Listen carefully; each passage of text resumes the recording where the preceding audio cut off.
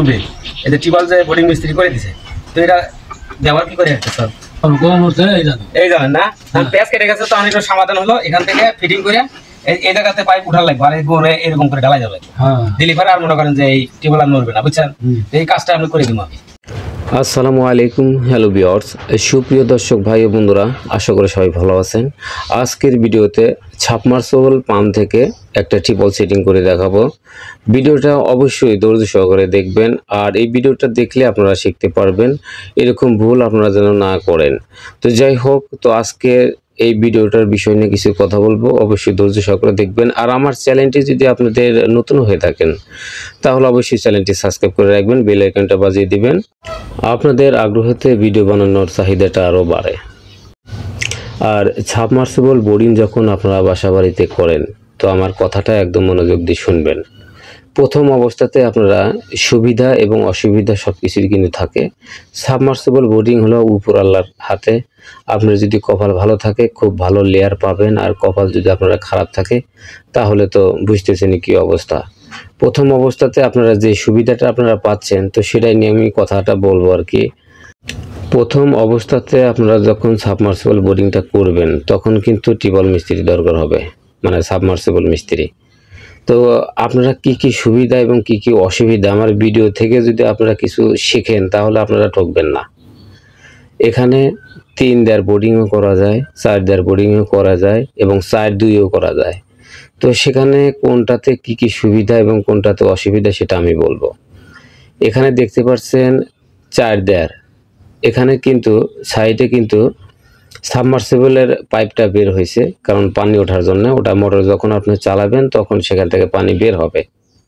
আর সাইডে দেখতেছেন 1.5 ইঞ্চি পাইপ উপরের দিকে বের করা, নিচে পাইপ দেওয়া আছে 1.5 ইঞ্চি, একদম 40-45 ফিটে, বা মানে মোটরের 2-4-8-10 ফিট উপরে আছে।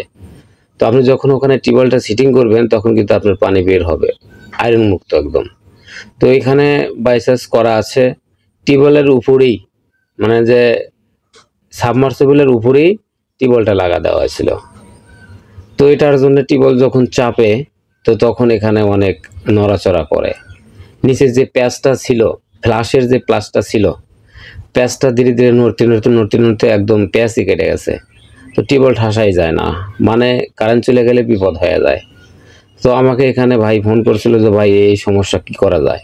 তখন আমি বললাম যে এখানে তো আপনার মিস্ত্রিকে দোষ দিয়ে কোনো লাভ নেই, কারণ এখানে টেম্পোরারি ভাবে কোম্পানি থেকে যেরকম ফ্ল্যাশের লাইনটা করে দিছে সেরকমভাবে করে দেয়। আর আপনি যদি মডিফাই করে এরকম যদি সিস্টেম করে যদি আপনারা এটা সিটিং করেন, তাহলে এটা ভবিষ্যতে আপনার উপকার হবে।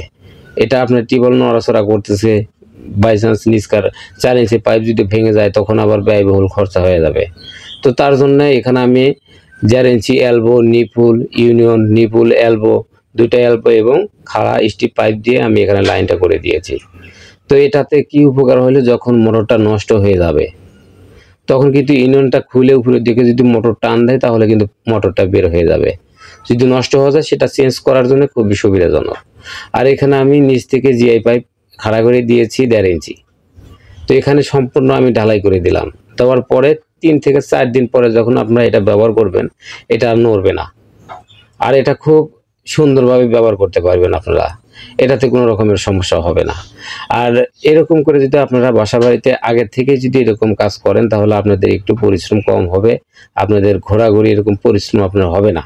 তো যাই হোক, আমার এই ভিডিওটা যদি আপনাদের ভালো লাগে তাহলে আপনারা একটু ভিডিওটা না টেনে দেখবেন, আমার এটা রিকোয়েস্ট। আর হ্যাঁ, আপনারা যখন বাসা বাড়িতে সাবমার্সিবল মোটর করবেন, সাবমার্সিবল মিস্ত্রির সাথে একদম পাকাপোক্ত কথা বলবেন। আমি 3 দেয়ার করবেন না 4 দেয়ার করবেন। আপনি যদি শুধু বলেন যে সাবমার্সিবল বোরিং করব, তখন ওরা বলবে কি যে 4 ইঞ্চি বোরিং করতে তো আমার তো অনেক পরিশ্রম হয়, তো 3 ইঞ্চি যে একটা নিয়ে যায়, বাস 3 ইঞ্চি তো অর্ধেক পরিশ্রম।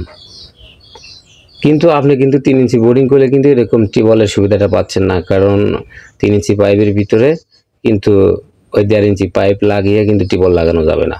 তো সো কেয়ারফুল, আপনারা কাজ যখন করবেন আপনারা একদম শিক্ষণীয়মূলক ভিডিও দেখে, অন্যজনের বাসা বাড়িতে যদি করে সেটা দেখে আপনারা প্রপারভাবে ঠিক করবেন। আর ভিডিও যদি অবশ্যই ভালো লেগে থাকে তাহলে আমার পাশে থাকবেন, এটাই আমার চাওয়া। ধন্যবাদ। আসসালামু আলাইকুম রহমতুল্লাহ।